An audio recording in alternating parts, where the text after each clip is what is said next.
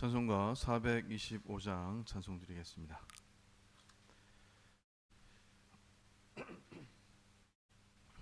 찬송가 425장입니다. 주님의 뜻을 이루소서. 고요한 중에 기다리니 진흙과 같은 날 빚으사 주님의 형상 만드소서. 주님의 뜻을 이루소서. 주님 발 앞에 엎드리니 나의 맘속을 살피시사 눈보다 이게 하옵소서. 주님의 뜻을 이루소서. 병들어 몸이 피곤할 때 권능의 손을 내게 펴사 강건케 하여 주옵소서. 주님의 뜻을 이루소서. 온전히 나를 주장하사 주님과 함께 동행함을 만민이 알게 하옵소서. 아멘. 사도신경으로 신앙 고백 드리겠습니다. 나는 전능하신 아버지 하나님 천지의 창조주를 믿습니다. 나는 그의 유일하신 아들 우리 주 예수 그리스도를 믿습니다. 그는 성령으로 잉태되어 동정녀 마리아에게서 나시고 본디오 빌라도에게 고난을 받아 십자가에 못 박혀 죽으시고 장사된 지 사흘 만에 죽은 자 가운데에서 다시 살아나셨으며 하늘에 오르시어 전능하신 아버지 하나님 우편에 앉아 계시다가 거기로부터 살아있는 자와 죽은 자를 심판하러 오십니다. 나는 성령을 믿으며 거룩한 공교회와 성도의 교제와 죄를 용서받는 것과 몸의 부활과 영생을 믿습니다. 아멘. 하나님의 말씀은 예레미야 47장 1절에서 48장 10절까지 우리 교독하겠습니다. 예레미야 47장 1절에서 48장 10절 말씀까지 교독합니다. 바로 그 가설을 치기 전에 블레셋 사람에 대하여 선지자 예레미야에게 임한 여호와의 말씀이라. 여호와께서 이와 같이 말씀하시되 보라 물이 북쪽에서 일어나 물결치는 시내를 이루어 그 땅과 그 중에 있는 모든 것과 그 성읍과 거기에 사는 자들을 휩쓸리니 사람들이 부르짖으며 그 땅 모든 주민이 울부짖으리라. 군말 발굽 소리와 달리는 병거 바퀴가 진동하는 소리 때문에 아버지의 손맥이 풀려서 자기의 자녀를 돌보지 못하리니 이는 블레셋 사람을 유린하시며 두로와 시돈에 남아있는 바 도와줄 자를 다 끊어버리시는 날이 올 것입니다. 여호와께서 갑돌 섬에 남아있는 블레셋 사람을 유린하신기라. 가사는 대머리가 되었고 아술론과 그들에게 남아있는 평지가 잠잠하게 되었나니 내가 내 몸 베기를 어느 때까지 하겠느냐. 오호라 여호와의 칼이여 네가 언제까지 쉬지 않겠느냐. 네 칼집에 들어가서 가만히 쉴지어다. 여호와께서 이를 명령하셨은즉 어떻게 잠잠하며 쉬겠느냐. 아술론과 해변을 치료하여 그가 정하셨느니라 하니라. 모압에 관한 것이라. 만군의 여호와 이스라엘의 하나님께서 이와 같이 말씀하시되 오호라 느보여 그가 유린 당하였도다.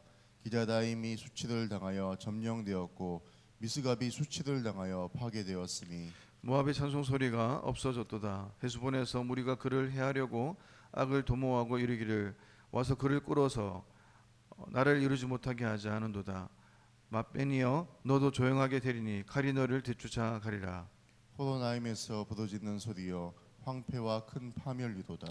모압이 멸망을 당하여 그 어린 이들의 부르짖음이 들리는도다. 그들이 루힛 언덕으로 올라가면서 울고 호로나임 내리막길에서 파멸의 고통스러운 울부짖음을 듣는도다. 도망하여 내 생명을 구원하여 광야의 노간주 나무같이 될지어다. 네가 네 업적과 보물을 의뢰함으로 너도 정복을 당할 것이요 그모스는 그의 제사장들과 고관들과 함께 포로되어 갈 것이라. 파멸하는 자가 각 성읍에 이를 것인즉 한 성읍도 명하지 못할 것이며 골짜기가 멸명하였으며 평지는 파멸되어 여호와의 말씀과 같으리로다. 모압에 날개를 주어 나라 피하게 하라. 그 성읍들이 황폐하여 거기에 사는 자가 없으리로다. 다 같이 읽겠습니다. 여호와 이를 게을리하는 자는 저주를 받을 것이요 자기 칼을 금하여 피를 흘리지 아니하는 자도 저주를 받을 것이로다. 아멘. 이스라엘의 구원자의 하나님은 이스라엘만의 하나님이 아니십니다. 하나님은 모든 만물의 창조주이시자 역사와 나라들을 주관하시는 역사의 주관자이십니다.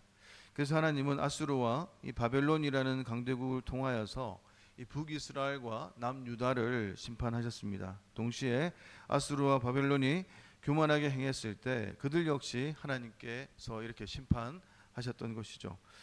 오늘 본문의 말씀은 이스라엘 주변에 있는 두 나라에 대한 하나님의 그 심판의 말씀입니다.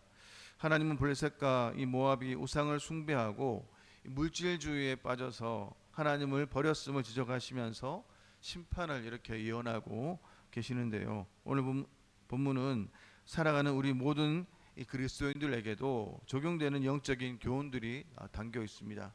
먼저 오늘 본문을 통해서 우리는 하나님이 역사의 주관자이심을 우리는 알 수 있습니다. 하나님은 바벨론을 심판의 도구로 삼아서 애굽부터 시작하여 블레셋과 모압까지 이렇게 손을 대시는데요. 2절 말씀 보니까 여호와께서 이와 같이 말씀하시되 보라 물이 북쪽에서 일어나 물결치는 시내를 이루어 그 땅과 그 중에 있는 모든 것과 그 성읍과 거기에 사는 자들을 휩쓸리니 사람들이 부르짖으며 그 땅 모든 주민이 울부짖으리라. 이 절에서 언급되고 있는 북쪽에서 일어나 물결치는 시내는 바로 이 바벨론의 그 침략을 의미합니다. 바벨론은 당시 고대 근동 사이에서 새롭게 일어났던 초강대국이었죠. 하나님은 이 바벨론이라는 이 초강대국을 통해서 블레셋을 심판하시겠다라고 우리에게 말씀하고 있습니다. 따라서 이 말씀은 제 아무리 강대국일지라도 하나님의 그 주권 아래 있음을 우리에게 말씀하는 것이죠.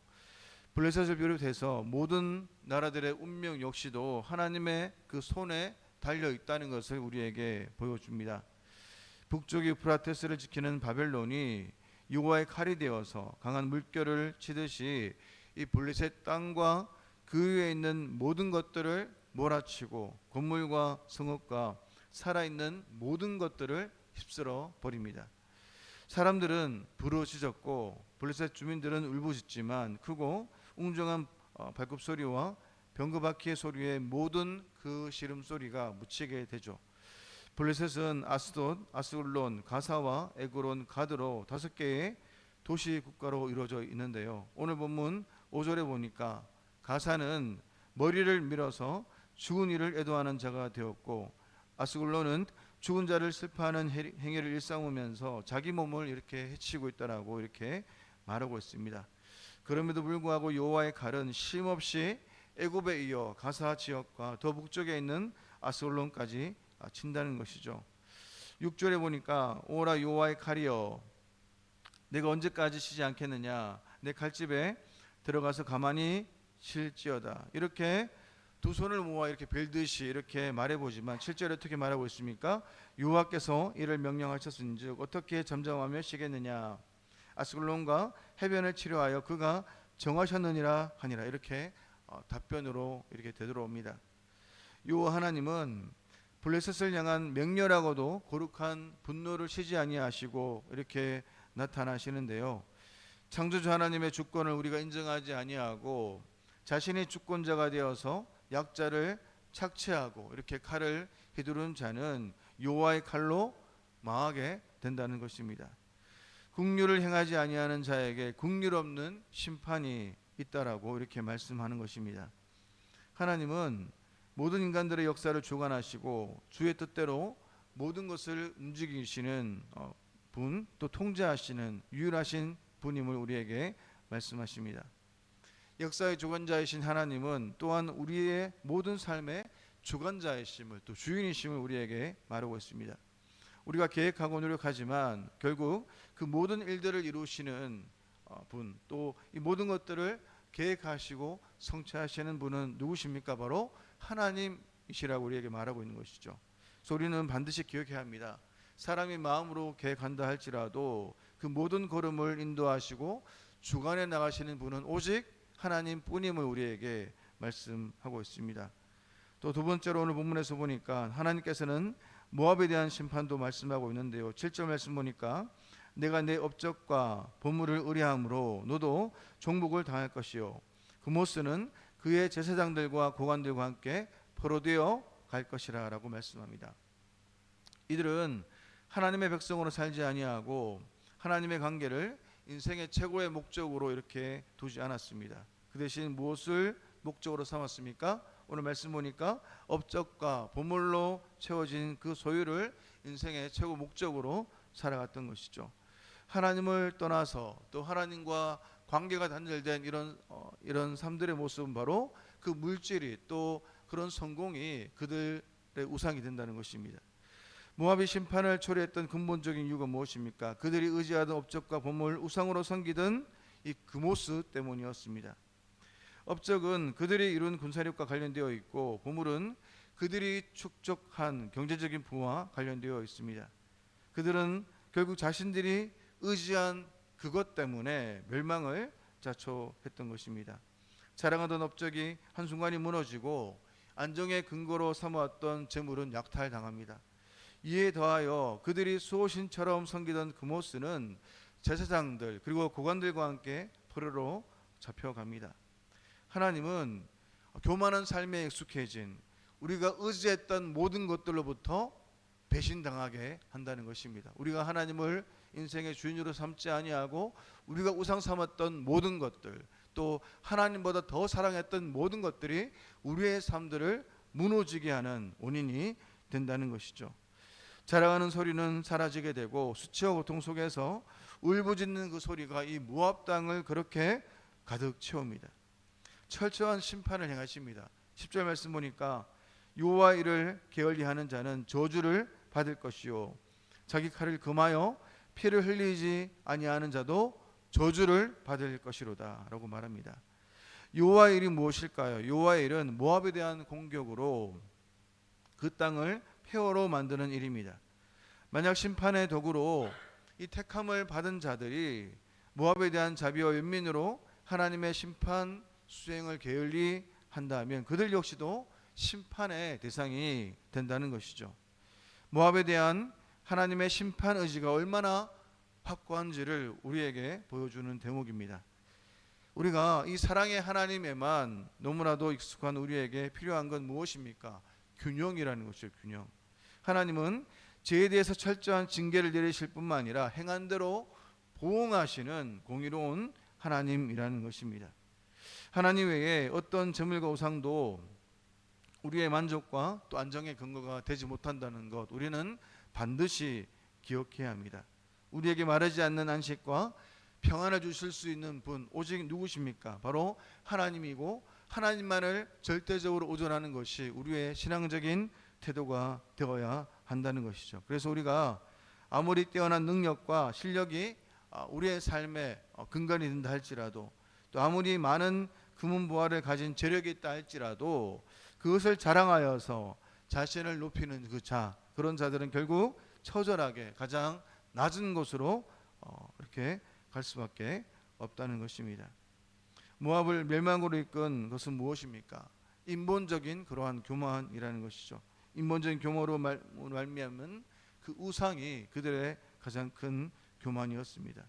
손에 쥔 물질, 손으로 산 업적이나 공로를 의지하는 것 이것은 바로 우상을 세우는 일이고 우상 숭배와 동일한 결과를 받게 되는 것입니다. 우리가 살아가는 시대도 마찬가지입니다. 우리가 살아가면서 일상의 모든 그 삶 속에서 정말로 내가 믿고 있던 신이 누구인가? 우리가 정말로 의존하는 그 신이 누구인가? 하나님만을 절대적으로 신뢰하면서 하나님의 인도하심을 따라야 할 성도들의 그 삶 속에서 또 이러한 유혹들이 우리의 삶을 지배할 때가 있습니다. 물질은 우리의 눈에 보이고 업적은 우리의 수고와 노력과 땀, 눈물이 담겨 있기 때문에 쉽게 우리는 그 마음을 여기에 쏟을 수 있는 연약한 존재라는 것이죠. 그래서 우리는 눈에 보이지 않는 하나님보다 물질이나 업적이나 사람이나 그 상황을 보면서 그렇게 의지할 수밖에 없는 연약한 존재라는 것입니다. 그래서 그러한 연약한 존재이기에 날마다 우리의 연약함들을 하나님께 맡기며 의뢰하면서 하나님 앞에서 자신을 발견하는 그런 신앙적인 태도가 너무나 중요하다는 것이죠. 말씀을 듣고 묵상하면서 우리에게 깨닫는 마음을 주시고, 이 깨닫는 마음을 주실 때 우리는 하나님 앞에서 발견할 수 있는, 하나님 앞에서 다시 돌이킬 수 있는 은혜를 우리에게 허락하십니다. 그 은혜를 허락하실 때 우리가 살고 있는 모든 일상의 삶 속에서 하나님을 경외하는 것이 어떤 삶인가를 드러내면서 하나님 앞에 순종의 삶으로 나갈 수가 있는 것이죠. 우리가 우리의 손에 누리고 있는 모든 것들이 어디서부터 출발했습니까?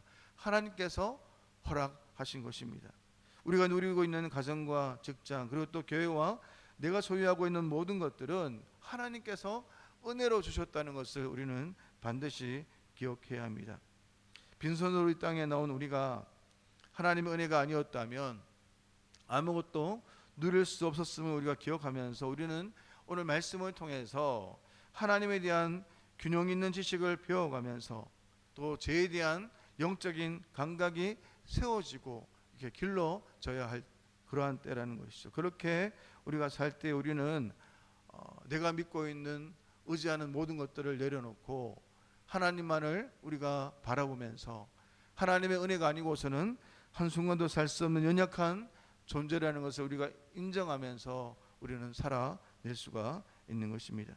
오늘 그러한 은혜를 기억하시면서 오늘도 믿음의 눈을 들어서 세상의 권세 또 나의 능력을 의지하지 아니하고 만물과 역사의 주관자이신 그 하나님이 내 인생의 주인이심을 날마다 우리가 인식하고 인정하면서 그렇게 하나님과 동행하기를 힘쓰며 하나님을 향한 경외와 또 하나님 우리를 사랑하신다는 것을 우리가 날마다 기억하면서 하나님께서 원하시는 또 하나님께서 기뻐하시는 그런 삶으로 살아가는 저와 여러분의 인생 되시기를 축원합니다.